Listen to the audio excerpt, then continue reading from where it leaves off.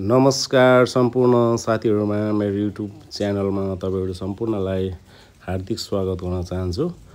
भने आज चाहिँ म फेरि दोस्रो भिडियो निर्माण सम्बन्धी दोस्रो भिडियो लिएर आएको छु। तपाईहरु माझमा साथीहरु कृपया ध्यान दिएर सुनिदिनु होला, अन्तिमसम्म मेरो भिडियो हेरिदिनु होला। विशेष गरी म यो निर्माण व्यवसायसँग सम्बन्धित कोही चाहिँ अब तपाईको ठेकदार बन्छु अथवा निर्माण सम्बन्धी कम्पनी खोल्छु, इजाजत पत्र लिन्छु भनेर सोच्नु भएको छ भने कृपया मेरो भिडियोलाई ध्यान दिएर हेरिदिनु होला, सुनिदिनु होला, सब्स्क्राइब गरिदिनु होला, लाइक गरिदिनु होला म भन्न चाहन्छु।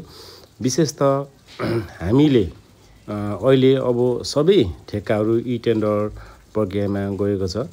पहिले चाहिँ तपाईको पुरानो शैलीमा ह्यान्डबिट ठेक्काहरू हुँदैन, अहिले सबै ठेक्का चाहिँ तपाईको ई टेन्डर भएको छ। त्यसको लागि हामीले इजाजत पत्र लिनुपर्ने हुन्छ र के इजाजत पत्र लिनुपर्ने हुन्छ भन्ने विषयमा म तपाईहरुलाई सम्पूर्ण जानकारी गराउनेछु। अगाडिको भिडियोमा चाहिँ मैले तपाईको कहाँ गएर दर्ता गर्नुपर्छ भन्ने चाहिँ अहिले चाहिँ तपाईको कुन हामीलाई चाहिँ प्रमाणपत्रहरू आवश्यक पर्छ भन्ने म तपाईलाई जानकारी गराउन चाहन्छु।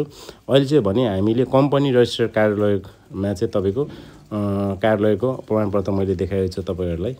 यो चाहिँ तपाईको एउटा भनेको घरेलु, अब तपाईँ एक्लै गर्नुहुन्छ भने चाहिँ घरेलुमा गएर दर्ता गर्न सक्नुहुन्छ। तपाईको निजी छन् त एक भन्दा अथवा दुई भन्दा बढी हुनुहुन्छ शेयर सदस्यहरू भने चाहिँ तपाईँ कम्पनी रजिस्टर कार्यालयमा दर्ता गर्नुपर्ने हुन्छ। सम्पूर्ण कम्पनी रजिस्टर कार्यालयले तपाईलाई यो प्रक्रियाबाट आउनु भन्ने जुन भनेपछि तपाईले आफ्नो डकुमेन्ट लिएर प्रक्रियामा के छ त्यसको प्रावधानहरू निवेदनहरू सबै कुरो लिएर गएर चाहिँ कम्पनी रजिस्टर कार्यालय अन्तिम चरणमा पुगेपछि तपाईलाई यो किसिमको चाहिँ कम्पनी दर्ताको प्रमाणपत्र दिनेछ। यो चाहिँ कम्पनी रजिस्टर कार्यालयको प्रमाणपत्र हो।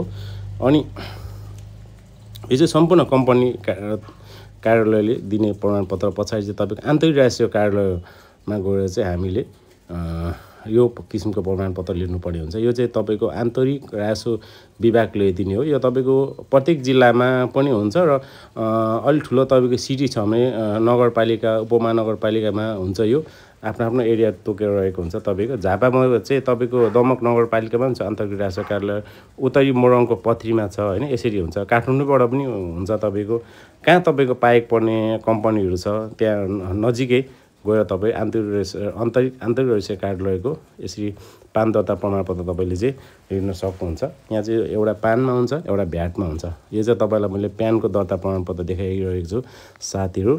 यो चाहिँ तपाईको दोस्रो प्रमाणपत्र हो, दोस्रो सर्टिफिकेट हो तपाईको यो ठेका पट्टाको लागि। यो हामीले यसरी लिन सकिन्छ। हेर्नुस् म तपाईलाई देखाउन गइरहेको छु। यो चाहिँ तपाईको अनि तपाईको कम्पनी रजिस्टर कार्यालय अब पान आन्तरिक रजिस्टर कार्यालय पछाडि दोस्रो चाहिँ स्थानीय तहले दिने प्रमाणपत्र हो, इजाजत पत्र। यो चाहिँ तपाईको नगरपालिकाले, गाउँपालिकाले, उपमहानगरपालिकाले, महानगरपालिका तपाईको कार्यालय चाहिँ कहाँ छ केन्द्रीय कार्यालय त्यहाँबाट चाहिँ दिने इजाजत पत्र हो। हेर्नुस् यो चाहिँ तपाईको दमक नगरपालिकाले दिएको हो। यो दमकको स्थानीय तहले यो इजाजत पत्र चाहिँ तपाईलाई यसरी दिएको छ। यो चाहिँ अन्तिम प्रमाणपत्र हो। आवश्यक दस्तुर लिएर तपाईको प्रक्रिया सबै पुराहरू गरिसकेपछि यो स्थानीय तहले दिने प्रमाणपत्रहरू हो साथीहरु। तपाईहरु यदि ठेका पट्टाको लागि इच्छुक हुनुहुन्छ अथवा नयाँ हुनुहुन्छ, प्रमाणपत्र लिनु भएको छैन भने यसरी चाहिँ म तपाईहरुलाई जानकारी गराइरहेको छु। सुरुमा चाहिँ तपाईको कम्पनी रजिस्टर कार्यालयले दिन्छ इजाजत पत्र, दोस्रोमा चाहिँ तपाईको आन्तरिक राष्ट्रिय कार्यालयले दिन्छ र लास्टमा तपाईको चाहिँ स्थानीय तहले दिन्छ। यो तीनटा तपाईको प्रमाणपत्र चाहिँ कम्प्लिट भयो भने, पुरा भयो भने प्रमाणपत्र पाउनु भएछ तपाई चाहिँ एउटा ई टेन्डरको लागि, ठेकापट्टा हाल्नको लागि, सरकारी कार्यालयको ठेकापट्टामा भाग लिनको लागि तपाईको कम्पनी चाहिँ योग्य छ भन्ने कुरो बुझिन्छ। यो चाहिँ तपाईको ई टेन्डरको लागि योग्य छ भनेर बुझिन्छ।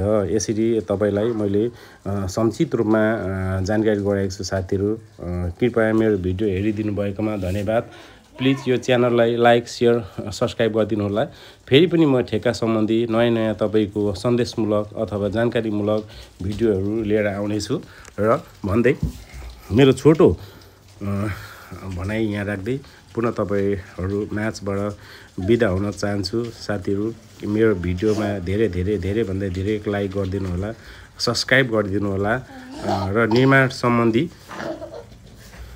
कामको लागि तपाईहरुले बुझ्नु भएको छैन भने कमेन्ट मार्फत तपाईले जानकारी लिन सक्नुहुन्छ अथवा सोध्न सक्नुहुन्छ क्वेशनहरु गर्न सक्नुहुन्छ म कमेन्टबाट पनि तपाईहरुलाई चाहिँ बुझेको जानेको निर्माण सम्बन्धी मलाई थाहा भएको कुराहरु तपाईहरुलाई जानकारी दिने सूचना दिने प्रयास गर्नेछु अनि फेरि पनि म तपाईहरु निर्माण सम्बन्धी अब के छ यसको प्रक्रियाहरु भन्ने कुराहरुमा नयाँ भिडियोहरुमा तपाईको चाहिँ लिएर आउने छु भन्दै बिदा हुन चाहन्छु हस्त नमस्कार बाइ बाइ।